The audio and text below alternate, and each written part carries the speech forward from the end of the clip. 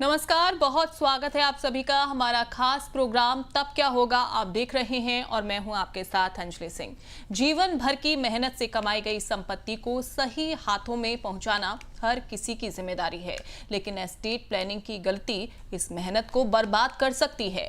Will, trust या HUF कौन सा तरीका सही है और क्यों HUF अब एस्टेट प्लानिंग का अहम हिस्सा बन रहा है, यही जानेंगे आज के एपिसोड तब क्या होगा में।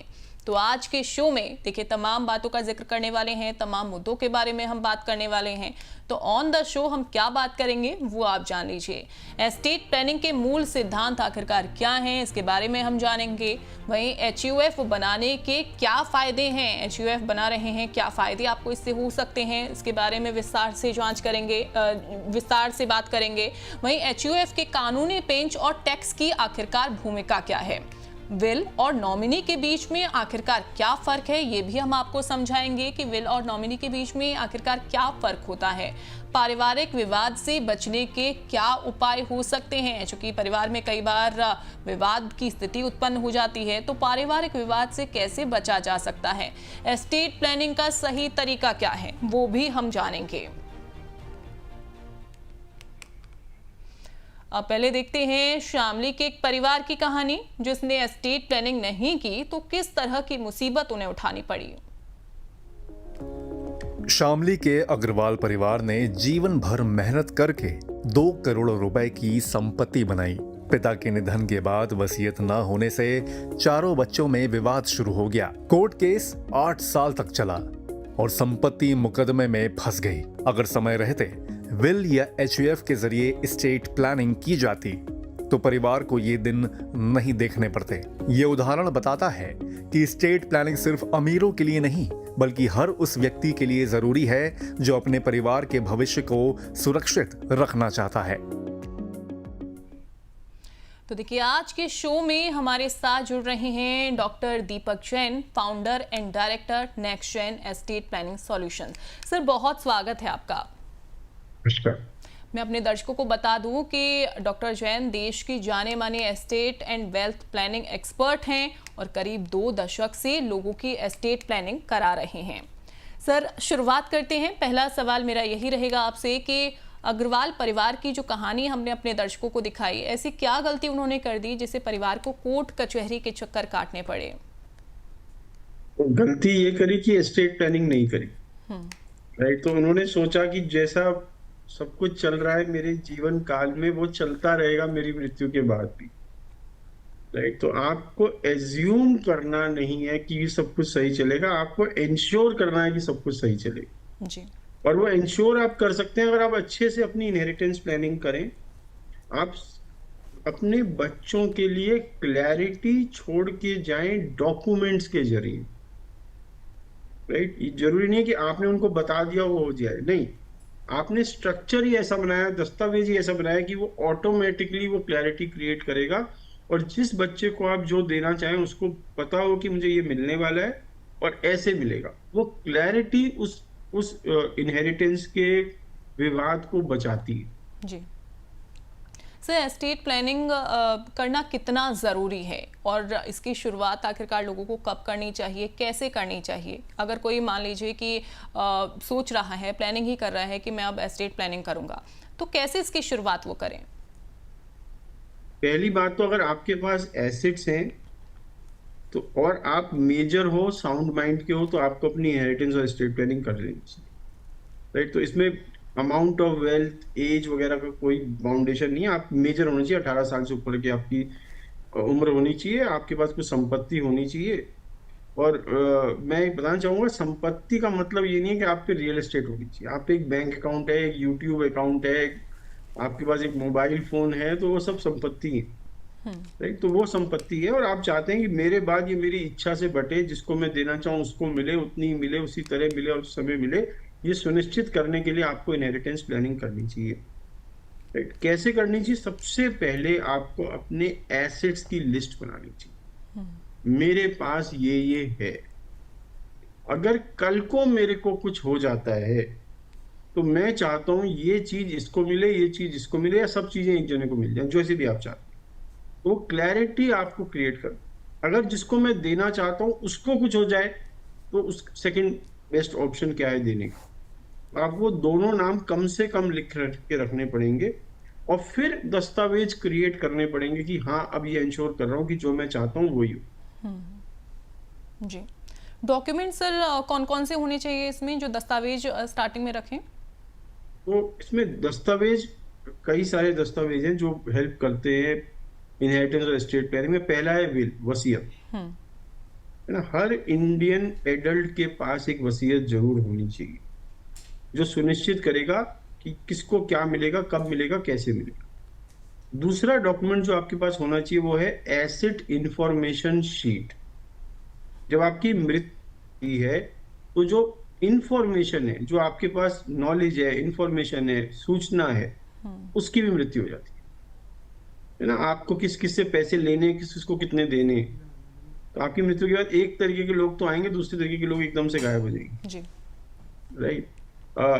आपने अपने इंपॉर्टेंट डॉक्यूमेंट्स कहाँ कहाँ रखे हैं, आप क्या क्या ओन करते हैं, आपके इंपॉर्टेंट यूजर आईडी पासवर्ड्स क्या है, और वो जो लैपटॉप है जिसके अंदर ये सारी डिटेल है उसका यूजर आईडी पासवर्ड क्या है। तो वो सूचना का को अगली जनरेशन तक पहुंचाना बहुत जरूरी है। तो उसके लिए हम बनाते हैं एसेट इंफॉर्मेशन शीट या समथिंग क्या डेथ डोजियर। तीसरा डॉक्यूमेंट जो है वो है अगर आपके माइनर बच्चे हैं तो आपको एक लेटर ऑफ गार्डियनशिप बनाना है जिससे आप सुनिश्चित करेंगे कि आपके बच्चों की कस्टडी उसी व्यक्ति को मिले जिसको आप देना चाहें, अगर आपकी और आपकी पत्नी की मृत्यु हो जाए जबकि बच्चा माइनर, उसे कहते हैं लेटर ऑफ गार्डियनशिप। चौथा डॉक्यूमेंट है अगर आप इनकैपेसिटेट हो जाते हो, आप कोमा में चले जाते हो, पैरालिटिक हो जाते हो, मेंटली अनसाउंड हो जाते हो, आपको डिमेंशिया हो गया, पार्किंसन हो गया, इस तरीके की बीमारियां हो गई जिससे कि आप अपनी संपत्ति की देखभाल करने के लिए सक्षम नहीं रहे फिजिकली या मेंटली, ऐसी स्थिति में इनकी देखभाल कौन करेगा, उसके लिए आप एक व्यक्ति अपॉइंट कर सकते हो through a document called springing durable financial power of attorney. ये एक स्पेशल पावर ऑफ अटॉर्नी होती है जो तभी वैलिड होती है जब आप इनकैप्सिलेट हो जाते हो, और आप इसमें टर्म्स एंड कंडीशन मेंशन कर सकते हो कि जो अटॉर्नी है वो ये कर सकता है, ये नहीं कर सकता। एक और डॉक्यूमेंट है जो बहुत जरूरी है जिसे हम कहते हैं लिविंग विल। बहुत बार ये देखा गया है कि एक व्यक्ति वेंटिलेटर पे है 10 दिन से ऊपर, ब्रेन डेड है, बहुत कम चांस है उसके सरवाइव करने के, पर डॉक्टर्स उसको आर्टिफिशियली अलाइव रखते हैं।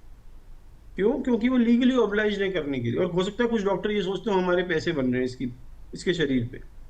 ऐसी स्थिति से निपटने के लिए एक डॉक्यूमेंट बनता है जिसे कहते हैं लिविंग विल, जो वो कंडीशंस बताता है under which life support should be withdrawn from you. तो आप लिख सकते हो अगर 10 दिन से ऊपर वेंटिलेटर पे हूँ, 5% से कम चांस मेरे बचने का है, तो वेंटिलेटर वाली मशीन बंद कर देना, मुझको पेन किलर देते रहना, मुझको बिस्तर पे पड़कर सड़ना मंजूर नहीं है। तो इस टाइप के डॉक्यूमेंट्स आपको क्रिएट करने हैं एक एस्टेट प्लानिंग शुरू करने के जी। और अल्टीमेट डॉक्यूमेंट जो एस्टेट प्लानिंग के लिए बनता है उसको कहते हैं प्राइवेट फैमिली ट्रस्ट। वो एक ऐसा डॉक्यूमेंट है जिससे कि आप सुनिश्चित कर सकते हैं कि मेरी संपत्ति सुरक्षित रहे, आने वाली पीढ़ियों के काम आए, और मैं अपनी मृत्यु के बाद भी उस संपत्ति को अपनी मर्जी से कंट्रोल कर पाऊं। वो प्राइवेट फैमिली ट्रस्टी कर सकते। तो ये कुछ डॉक्यूमेंट्स हैं जो एस्टेट प्लानिंग के पिलर्स हैं जो आपको जरूर क्रिएट करना चाहिए अगर आपको एक अच्छा एस्टेट प्लान बनाना है। जी सर, मेरे मन में एक सवाल आया है। ये जो आपने बताया कि कुछ भी अगर हमें डॉक्यूमेंट जो हैं वो हमें बनाने चाहिए, लेकिन इसमें आपको ये भी मेंशन करना चाहिए कि आपके क्या पासवर्ड हैं, क्या आपका यूज़र नेम है, या अगर लैपटॉप है आपके पास तो उसमें जो फोल्डर बनाएं या कहीं पर भी, या सारी चीज़ें आपको डिस्क्लोज करनी चाहिए। मान लीजिए कि जब ये सारी चीज़ें हमने, क्या ये डिस्क्लोज करना उतना ज़्यादा ज़रूरी हो जाता है? क्योंकि कई बार तो ऐसा होता है हमारे आईडी पासवर्ड ये सारी चीज़ें अपडेट होती रहती हैं, तो बार बार क्या ये डॉक्यूमेंट अपडेट करने की हमें ज़रूरत है? और इस दौरान मान लीजिए कोई एक्सीडेंट हो गया, उसमें किसी की मृत्यु हो गई, तब ऐसे में सर क्या होगा? पहली बात तो अपडेट आप ही को करना है। तो हो सकता है आपके लैपटॉप में एक फाइल है जिसके अंदर आप अपडेटेड पासवर्ड्स रखते हो, और उस फाइल की लोकेशन आपने इस डॉक्यूमेंट में लिख दी, राइट? तो उस तरीके से आप इसको अपडेट कर सकते हो। आपने किसी ईमेल पे डाला हुआ है सारा डॉक्यूमेंट, आप कहोगे उस ईमेल में जाओ, ये वाला सब्जेक्ट सर्च करो, आपको सारी डॉक्यूमेंट मिल जाएंगे, मेरी ईमेल का यूजर आईडी पासवर्ड ये है, तो अलग अलग तरीके हैं ये इंफॉर्मेशन देने के, पर आपको सुनिश्चित करना पड़ेगा कि ये इंफॉर्मेशन जो है वो आपकी डेथ के बाद ही जाए। नहीं तो मैं कई बार मजाक में कहता हूँ ये कॉज ऑफ डेथ भी बन सकती है अगर पहले चली गई थी। जी। राइट, तो आपको इंश्योर करना है मेरी मृत्यु के बाद ही जाए। राइट, वो बहुत सारे तरीके हैं इंश्योर करने के। मैं इसको विल के साथ अटैच कर सकता हूँ। राइट, मैं और भी तरीके बना सकता हूँ। मैंने किसी अपने ऐसे विश्वसनीय व्यक्ति को ये इंफॉर्मेशन की लोकेशन बता रखी है कि अगर मेरे को कुछ हो जाए तो यहाँ पे उनसे कहना कि इंफॉर्मेशन निकालें। उस तरीके से बहुत सारी चीजें हो सकती है, पर आपको सुनिश्चित तो करना पड़ेगा कि आपके बाद ये इंफॉर्मेशन की डेथ ना हो, वो पास ऑन हो जाए नेक्स्ट जनरेशन। बिल्कुल सर, HUF जो ये वर्ड है इसे हम किस तरीके से समझ सकते हैं स्टेट प्लानिंग में? ये क्या है, कैसे ये बनता है? HUF का फुल फॉर्म है हिंदू अनडिवाइडेड फैमिली। ये एक सेपरेट इकाई है then a individual which can be created or is automatically created by a Hindu male। और HUF एक अलग इकाई with its own pan card, अपनी ओन इनकम, अपना ओन बैंक अकाउंट, वो सब HUF ओन कर सकती है। और इसमें सबसे बड़ा फायदा क्या है कि इसको इनकम टैक्स में स्लैब रेट्स मिलते हैं देना इंडिविजुअल। तो मैम अगर मैं आपसे पूछूं कि आपके परिवार में जब एक बच्चा 18 साल का होता है और आप उसकी रिटर्न भर सकते हो, तो आपको इस बात की खुशी होती है या दुख होता है? खुशी। क्यों? क्योंकि जो इनकम है वो पहले 3 लोगों में डिवाइड होती थी, 4 लोगों में डिवाइड होने लगी। तो इनकम क्या हो जाएगी? टैक्सेशन कम हो जाएगा। तो HUF तो वो बच्चा है जो पैदा ही 18 साल का होता है with its own PAN card, with its own slab rates। Every Hindu should have an HUF। और खाली हिंदू क्रिएट कर सकते हैं HUF, मुस्लिम, क्रिश्चियन, पारसी और जू नहीं कर सकते। और हिंदू कौन होते हैं? बुद्धिस्ट, सिख एंड जैन और हिंदूज। अगर आप इंडिया में रहते हो और आप मुस्लिम, क्रिश्चियन, पारसी और जू नहीं हो तो आप हिंदू हो, ये हिंदू लॉ कहता है। और HUF is a function of Hindu law, ये हिंदू लॉ से उपजता है। तो जो लोग हिंदू लॉ में आते हैं वो ही HUF क्रिएट कर सकते हैं। पर ये कहना गलत है HUF क्रिएट कर सकती, क्योंकि HUF क्रिएट नहीं होती, वो ऑटोमेटिकली क्रिएट होती है जिस दिन आपकी शादी हुई। आप उसे फॉर्मलाइज करते हो by giving it a name and doing something which is called an HUF declaration.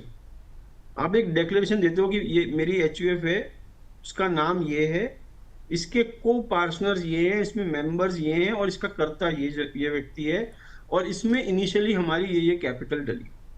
वो जो डिक्लेरेशन है उस डिक्लेरेशन को आप इनकम टैक्स अथॉरिटी में भेजते हो, पैन कार्ड अप्लाई करते हो, डिक्लेरेशन और पैन कार्ड के बेसिस पे आपका अकाउंट खुल जाता है। अब आपने एसेट्स बैंक में ट्रांसफर करना शुरू करते हो, HUF इज रनिंग। बिल्कुल। तो बेसिकली ये HUF है। सर लेकिन इसे कितने लोग इसे कौन कौन बना सकता है और कितने मिनिमम इसमें मेंबर्स होने चाहिए? इसमें कम से कम 2 मेंबर्स होने चाहिए, और ये ओनली हिंदूज बना सकते हैं, और हिंदूज में भी मेल बना सकता है। अगर आपको 2 फीमेल्स हैं, क्या वो HUF बना सकती है? नहीं बना सकती। तो खाली मेल होना जरूरी है, पुरुष ही बना सकते हैं। राइट, और पुरुष में भी HUF कभी भी साइडवेज या ऊपर नहीं जाती। HUF हमेशा नीचे की तरफ जाएगी। मतलब HUF के जो मेंबर होंगे वो आपके बच्चे होंगे और आपकी वाइफ होगी। आपकी HUF के मेंबर ना तो आपके माता पिता हो सकते, ना ही आपके भाई बहन हो सकते। तो ये साइडवेज में खाली पत्नी और नीचे की तरफ से बच्चे, वो इसके पार्ट बन जाते। तो HUF बना कौन सकता है? मेल बना सकता है। ये पारिवारिक इकाई है। और परिवार क्या है? एज पर HUF, husband, wife and children, and childrens children and spouse are also part of the HUF। Right, तो मैंने एक HUF क्रिएट हुई, मेरी पत्नी है, वो इसकी मेंबर है, जिनका खून से रिश्ता है मेरे साथ, वो इसके को पार्टनर्स हैं। तो HUF में 2 तरीके के सदस्य होते हैं, को पार्टनर और मेंबर। को पार्टनर कौन है? जिनका खून से रिश्ता है इस परिवार से, या एडॉप्शन से रिश्ता, गोद लिए गए, वो भी को पार्टनर बन जाते हैं। और जिनका मैरिज से रिश्ता है वो को पार्टनर नहीं बन सकते, वो हमेशा मेंबर होंगे।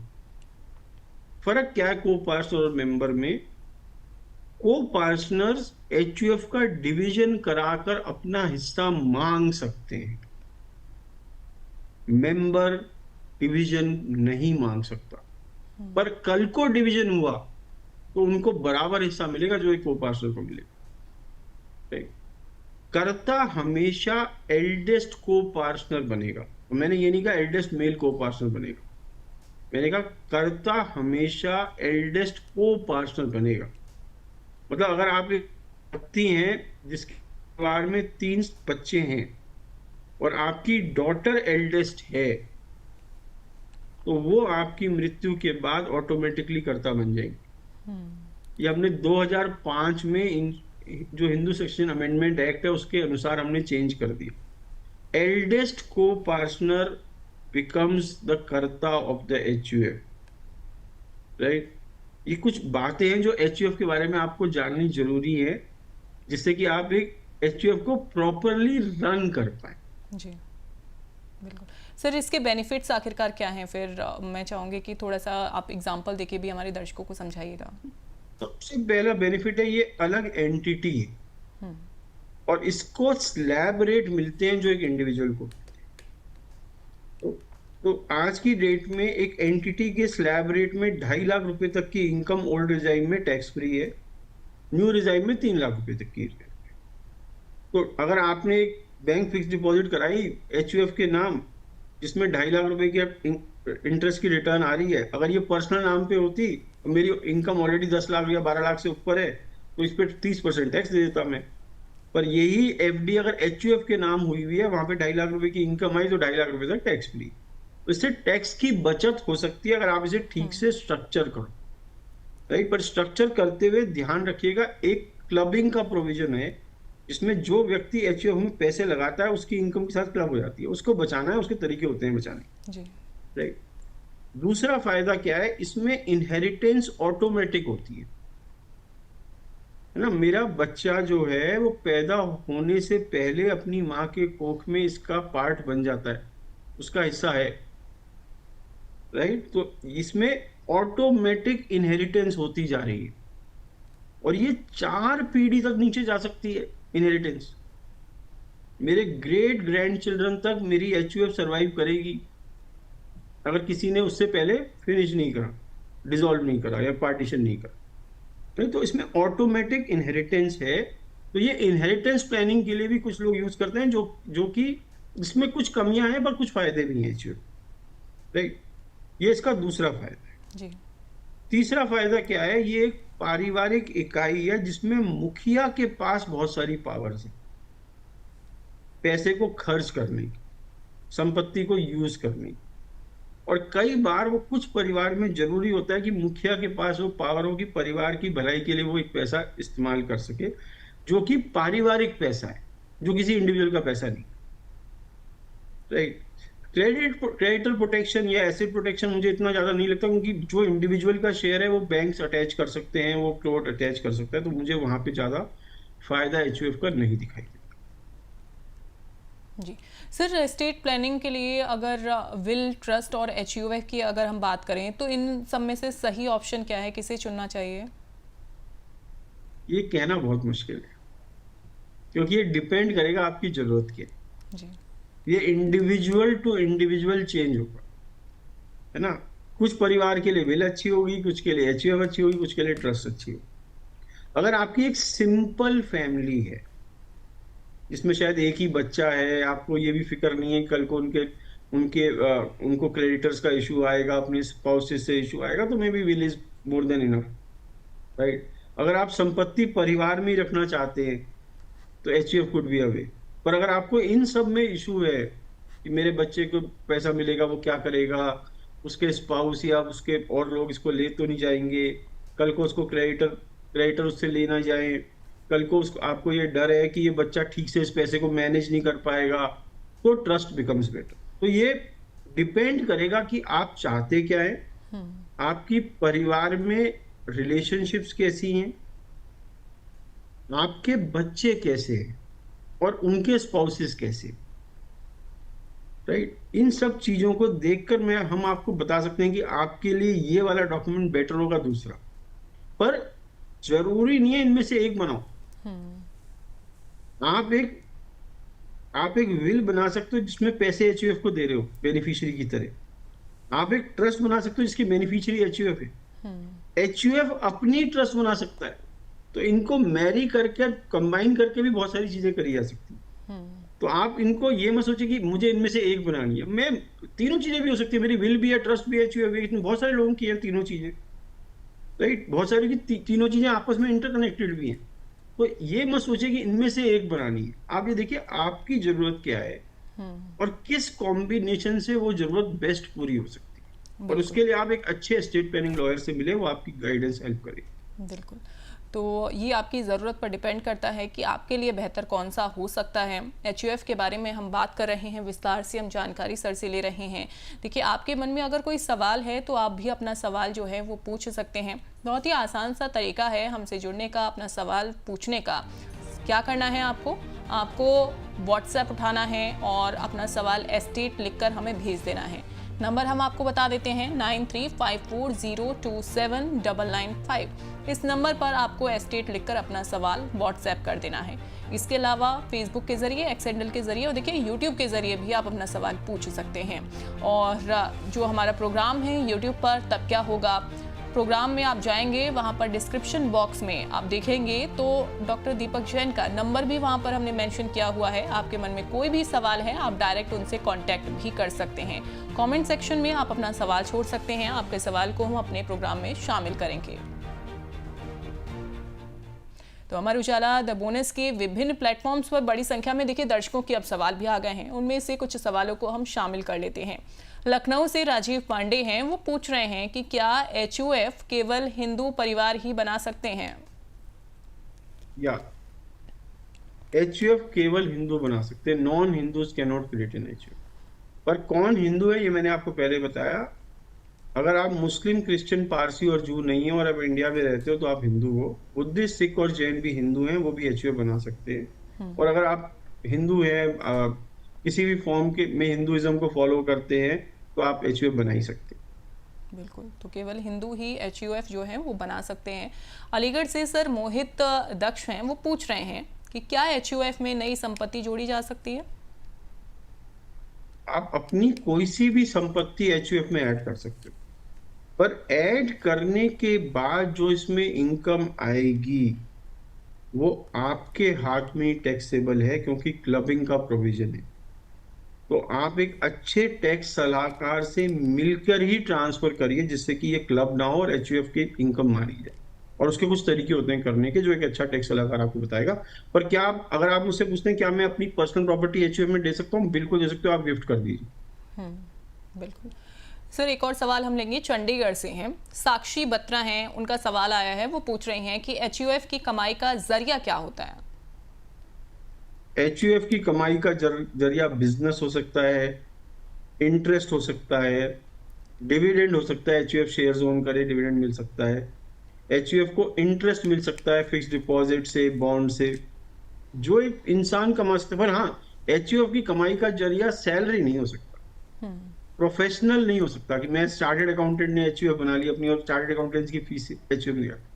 जो एक इंडिविजुअल कर सकता है खाली वो चीज एचयूएफ नहीं कर सकता, पर जो एक एंटिटी कर सकती है वो सब चीजें एचयूएफ कर सकती है। जी बिल्कुल सर। एचयूएफ संचालित करने का सबसे सही तरीका क्या है? क्या इसका भी कोई वे है कि सही तरीके से इसे संचालित किया जा सके? तो एचयूएफ को जनरली कर्ता को मैनेजर माना जाता है एचयूएफ का, और वो एल्डेस्ट को पार्टनर होता है। अब ये कर्ता के को इसको ठीक से चलाना चाहिए, और ठीक से चलाने का मतलब क्या है कि मेजर डिसीजंस में उसको और को पार्टनर और मेंबर्स की राय लेनी चाहिए और उनकी अप्रूवल लेना चाहिए लीगली, है ना। तो आप एक मिनट्स बुक अपनी एचयूएफ की मीटिंग बुलाओ, हर महीने, हर 3 महीने में एक बार। मेजर डिसीजंस पे आप सब लोगों से राय करो और उस राय को नोट करो, और उसको एक मिनट्स ऑफ मीटिंग की तरह आप मिनट्स बुक वो करो, जिससे कि कल को कोई विवाद हो तो आप कहें मैंने सबसे बोलकर पूछकर ये डिसीजन लिया था। ऑल्दो कर्ता के पास बहुत सारे डिसीजन लेने के यूनिलैटरल राइट्स हैं, राइट। पर अच्छा यही है वो परिवार को साथ लेके चले तो बेटर रहेगा, उससे कॉन्फ्लिक्ट्स कम होंगे और एचयूएफ लंबे टाइम तक चलेगा। तो बिल्कुल। पहला तो ये है कि कर्ता एचयूएफ के मेजर डिसीजंस में फैमिली मेंबर्स को इन्वॉल्व करे। दूसरा, अपनी पर्सनल प्रॉपर्टी को एचयूएफ की प्रॉपर्टी से अलग रखे, वो कोमिंगल ना करे, खाते में इधर से उधर हो रहा है, प्रॉपर्टी इधर से उधर हो रही है, वो सेपरेशन मेंटेन करें प्रॉपर, उसके ठीक से अकाउंट्स क्रिएट करें, प्रॉपर अकाउंटिंग होनी चाहिए।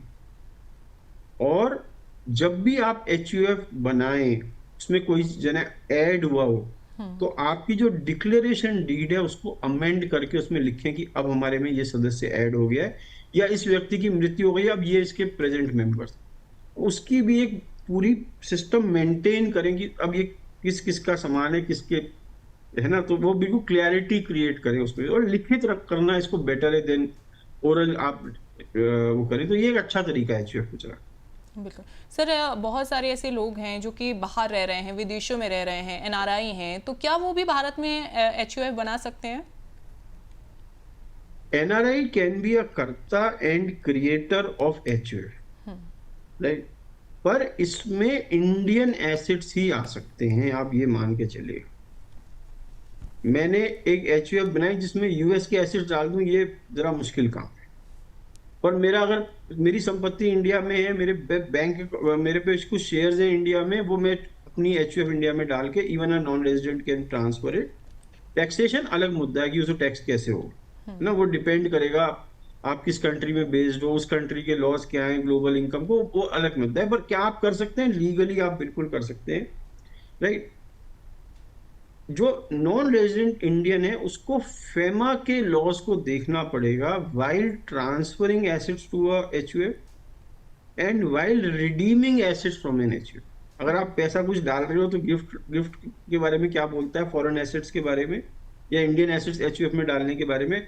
और अगर आप इसे रिपेट्रिएट कर रहे हो अपनी होम कंट्री में जहां पे आप अभी बसे हुए हो, तो फेमा के लॉज क्या कहते हैं उसका आपको ध्यान रखना चाहिए apart from tax laws. But आप बना सकते हो, उसकी कोई वो नहीं।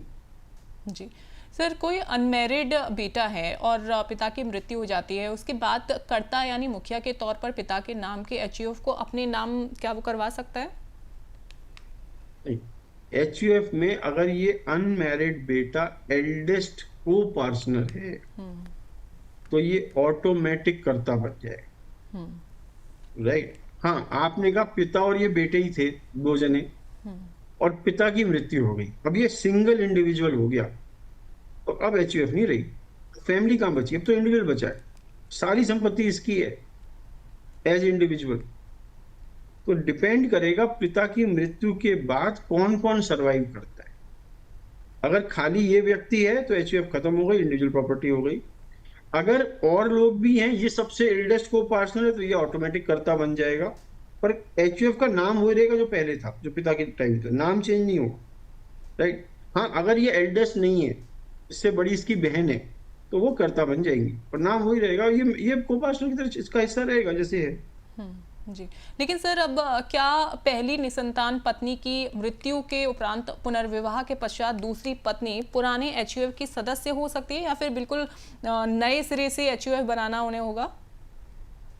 शादी होते ही वो ऑटोमेटिकली पार्ट बन जाएंगी इस एचयूएफ। आप उन्हें ना ऐड कर सकते ना डिलीट कर सकते, ये आप पे पावर ही नहीं है।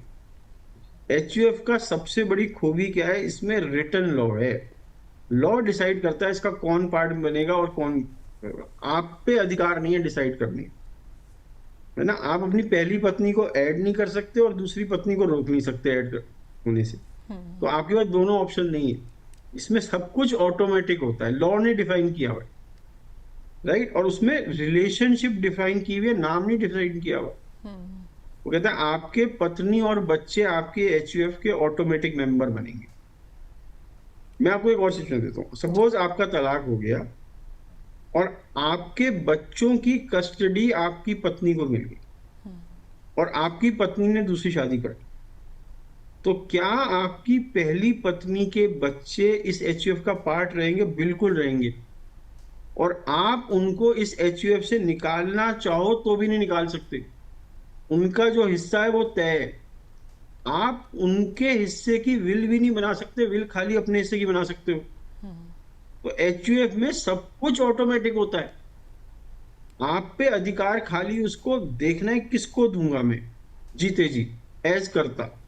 और उसमें भी वो बच्चे ऑब्जेक्शन उठा सकते हैं, उन्हें लगे कि उनके साथ अन्याय हुआ है, क्योंकि वो भी इसके हिस्सेदार हैं। आप एज कर्ता मैनेजर हो इस एचयूएफ के, खाली ओनर नहीं हो। आपको याद रखना पड़ेगा, आप मैनेजर की भूमिका निभाओ, ओनरशिप की भूमिका निभाओ, ओनर सारे हैं, राइट। जी सर, जैसे विल में होता है कि अगर किसी चीज़ को लेकर ऑब्जेक्शन होता है तो उसमें हमारे पास क्या ऑप्शन है, क्या लॉ है, क्या लॉ कहता है वो तो हमें पता है, लेकिन एचयूएफ में सर क्या है? जैसा कि आपने कहा कि इसमें भी ऑब्जेक्शन जो है वो बच्चे उठा सकते हैं। सबसे पहले तो कर्ता को लीगल नोटिस देने की, आप गलत कर रहे हो, ये लीगली वैलिड नहीं है। अगर वो तब भी ना माने तो कोर्ट में जाओ और अपने रिलीफ क्रिएट करो। जी। तो कुछ अधिकार भी होते हैं कर्ता के, अगर उसने अपने अधिकार के अंदर किया तो ठीक है, पर उसने अपने अधिकार के बाहर जाके कुछ एक्शंस लिए हैं तो को पार्टनर और इवन मेंबर है every right to say that आप गलत कर रहे हो, ये आपको अलाउड नहीं। जी बिल्कुल सर, चर्चा को आगे बढ़ाएंगे, लेकिन उससे पहले कुछ सवाल आ गए हैं हमारे दर्शकों के। देखिए, आप अलग अलग माध्यम से हमसे जुड़ रहे हैं, अपने सवाल हमें भेज रहे हैं, चाहे व्हाट्सएप हो गया, फेसबुक हो गया, एक्स हैंडल, यूट्यूब के ज़रिए भी आप सवाल जो हैं वो भेज रहे हैं। लेकिन एक बार फिर से मैं आपको तरीका बता देती हूँ कि आप अपना सवाल देखिए कैसे पूछ सकते हैं, फिर आपके सवालों को हम शामिल अपने प्रोग्राम में करेंगे जो सवाल हमारे पास आए हैं। लेकिन पहले आप ये जान लीजिए कि आपको अपना सवाल जो है वो पूछना है तो आप कैसे पूछ सकते हैं। स्टेट आपको लिखना है व्हाट्सएप पर, और उसके बाद फिर 9354027995 इस पर नंबर पर हमें व्हाट्सएप कर देना है, स्टेट लिखकर अपना सवाल। यूट्यूब के जरिए, फेसबुक के जरिए, एक्स हैंडल के जरिए भी आप अपना सवाल जो है वो पूछ सकते हैं। तो YouTube के जरिए देखिए बड़ी संख्या में हमारे पास दर्शकों के सवाल आए हैं, उनमें से कुछ सवालों को हम शामिल करते हैं। सुदर्शन झा हैं, वो पूछ रहे हैं सर कि माँ अगर नौकरी से रिटायर्ड होती है तो उन्हें मिलने वाले पैसे पर किसका अधिकार होगा? नहीं, अगर माँ अलाइव है तो उन्हीं का अधिकार है। माँ की मृत्यु हो जाती है और ये एक हिंदू मदर है तो उनके लीगल हेयर है उसके हस्बैंड और उनके बच्चे। सपोज एक हस्बैंड है, 3 बच्चे हैं, तो 4 बराबर हिस्से होंगे, सबको बराबर मिल जाएगा अगर उन्होंने विल नहीं बनाई। और अगर उन्होंने विल बना दी तो जिसका नाम विल में लिखा है उनको पूरा राइट है जिसको भी देना चाहिए। जी बिल्कुल सर, एक और सवाल को हम शामिल करेंगे। इन्होंने भी यूट्यूब के जरिए अपना सवाल भेजा है। ये पूछ रहे हैं कि केतन शाह हैं ये, और इन्होंने पूछा है कि प्रोबेट का प्रोसेस आखिरकार क्या होता है, इसकी कब ज़रूरत पड़ती है और इस प्रक्रिया में कितना खर्चा आता है। प्रोसेस अगर ये शुरू करते हैं तो क्या कितना खर्चा इनको लगेगा? तो प्रोबेट क्या होती है? जब कोर्ट आपकी विल की वैधता को प्रमाणित कर देता है तो certification of a will buy a competent court is called probate. India में प्रोबेट खाली 3 शहरों में अनिवार्य है, कंपलसरी है, मुंबई, चेन्नई और कैलकाटा। अगर आप पे इन तीनों में से किसी शहर में संपत्ति है या आप इन तीनों में से किसी शहर के निवासी हैं तो आपकी विल को कंपलसरी प्रोबेट कराना पड़ेगा। मैंने कहा प्रोबेट क्या है? जब एक कोर्ट आपकी विल की वैधता को प्रमाणित करता है, उस प्रोसेस को प्रोबेट कहते हैं। इसकी जरूरत अगर आप इन तीनों शहरों में रहते हो तो कंपलसरी है। अगर आप इन तीनों शहरों में नहीं रहते तो इसकी क्या जरूरत है? जो टाइटल मिलता है आपके लीगल हेयर्स को आफ्टर अ विल, तो मैंने एक वसीयत बनाई, मैं इन तीनों शहरों में नहीं रहता, मेरे पे ना इन तीनों शहरों की प्रॉपर्टी है, तो सब registrar can transfer properties on the basis of this will only, वो उसको अधिकार है।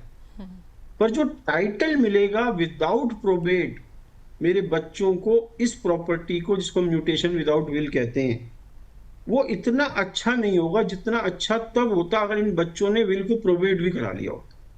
क्योंकि प्रोबेट कराने से जो प्रॉपर्टी का टाइटल है वो ज्यादा मजबूत हो जाता है। कल को इन बच्चों को ये प्रॉपर्टी मिली विल से, प्रोबेट कराया नहीं और ये बच्चे इस प्रॉपर्टी को बेचने गए तो बायर को हमेशा डर लगा रहेगा, कल को तीसरा जना खड़ा हो गया कहता है ये विल वैलिड नहीं है, हमारा भी हिस्सा होना चाहिए, तो मेरा टाइटल खराब हो जाएगा। तो वो बायर्स ऐसी प्रॉपर्टी को खरीदने से कतराते हैं जो विल से आई हो, जिसकी प्रोबेट ना हो। इसलिए इसकी जरूरत बहुत ज्यादा है कि आप अपने विल को प्रोबेट करें। इसकी प्रक्रिया में कितना खर्च आता है? दो तरीके के खर्चे हैं। एक तो है कोर्ट फीस, जो अलग अलग राज्यों में अलग अलग है, और ये 5 से 7% ऑफ द प्रॉपर्टी वैल्यू है ज्यादातर राज्यों में। और जैसे मुंबई है, मुंबई में उन्होंने कैप किया हुआ, इसकी मैक्सिमम जो अमाउंट ऑफ कोर्ट फीस है वो 1.5 लाख रुपए में उन्होंने लिखा कि 1.5 लाख रुपए मैक्सिमम कोर्ट फीस हो सकती है एक विल को प्रोबेट कराने। दूसरा खर्चा इसमें है लॉयर की फीस, जो कि डिपेंड करती है state to state, lawyer to lawyer. पर आप मान के चलिए एक आम विल को प्रोबेट कराने में 5 से 7 लाख रुपए लग जाएंगे जी। ये कॉस्टली प्रोसेस है। अगर आपको अपनी संपत्ति को प्रोबेट से बचाना है और टाइटल तब भी बढ़िया देके जाना है, तो प्राइवेट फैमिली ट्रस्ट बनाए। जो प्रॉपर्टी ट्रस्ट के अंदर होती है उसको प्रोबेट की जरूरत नहीं पड़ती, उसका टाइटल विदाउट प्रोबेट उससे ज्यादा सुरक्षित है जो एक विल से आया हुआ टाइटल। जी सर, अगर कोई एनआरआई है तो भी क्या यही सेम प्रोसेस रहेगा? प्रोबेट कराने का बिल्कुल सेम रहेगा, बिल्कुल सेम रहेगा।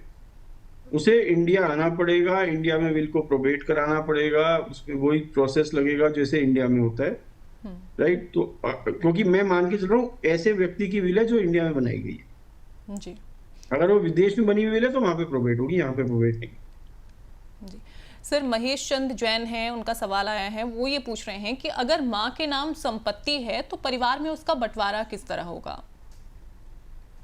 अगर माँ के नाम संपत्ति है और आप एक जैन हैं तो आपको हिंदू सक्सेशन लॉ के हिसाब से आपकी मदर की प्रॉपर्टी डिवाइड होगी। अब इसमें डिपेंड करेगा मदर की डेथ के समय कौन कौन जीवित।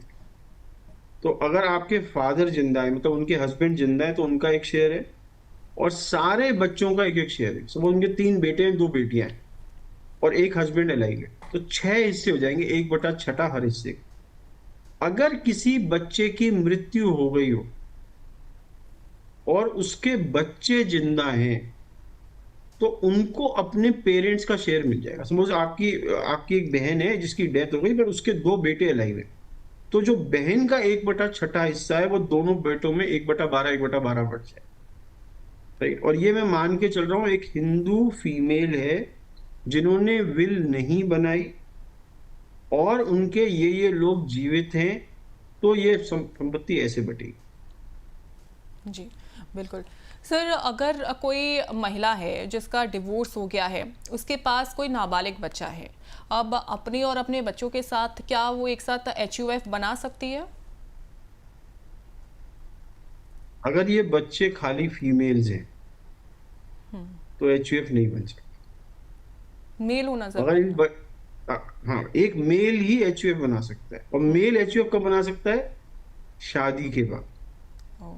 तो अगर ये फीमेल है जिसका बेटा अनमैरिड है तो HUF नहीं बन सकती बेटे के नाम। हाँ, बेटे की शादी हुई तो HUF बन जाएगी, पर मदर उसका पार्ट नहीं हो सकती क्योंकि ऊपर नहीं जाता, वो साइडवेज या नीचे जाता है, राइट। तो मदर उसका पार्ट नहीं हो सकती। हाँ, बेटे की HUF बन जाएगी। तो female can not create an HUF, male has to be there, और मेल का जो रिलेशनशिप होना चाहिए वो हस्बैंड वाइफ या बच्चे का होना चाहिए, वो ही उसका पार्ट बन सकती है। बिल्कुल। सर, कोई अगर नौकरी करता है, अब उसे अपने हाउसवाइफ और अपने बच्चों के साथ HUF बनाना है, तो ऐसे में वो कैसे टैक्स बचा सकता है HUF बनाकर? तो अगर आप नौकरी करते हैं तो आपकी एक इन्वेस्टमेंट इनकम है जिसपे आप टैक्स दे रहे हैं। एक तो सैलरी इनकम है जो HUF का कभी पार्ट नहीं बन सकती, क्योंकि सैलरी तो पर्सन की होती है, उस पर आपको टैक्स देना है इन पर्सन। पर जो इन्वेस्टमेंट इनकम है वो मैं एक तरीके से इंश्योर कर सकता हूँ कि वो HUF की इनकम हो और उसको स्लैब रेट्स मिलने शुरू हो जाए। 2.5 लाख रुपए तक टैक्स फ्री, 2.5 से 5% 5 से 10%, जो कि अगर आपके हाथ में आती है इनकम तो सीधी 30% पे जाती। तो even a salaried person can create an HUF for investment income, right. चाहे वो आप गवर्नमेंट सर्वेंट हो या प्राइवेट सर्वेंट। तो ये सोचना गलत है। HUF केवल बिजनेस पर्सन्स के लिए।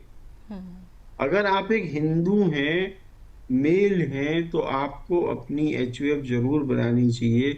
इससे आपकी टैक्स की लायबिलिटी कम होगी ही।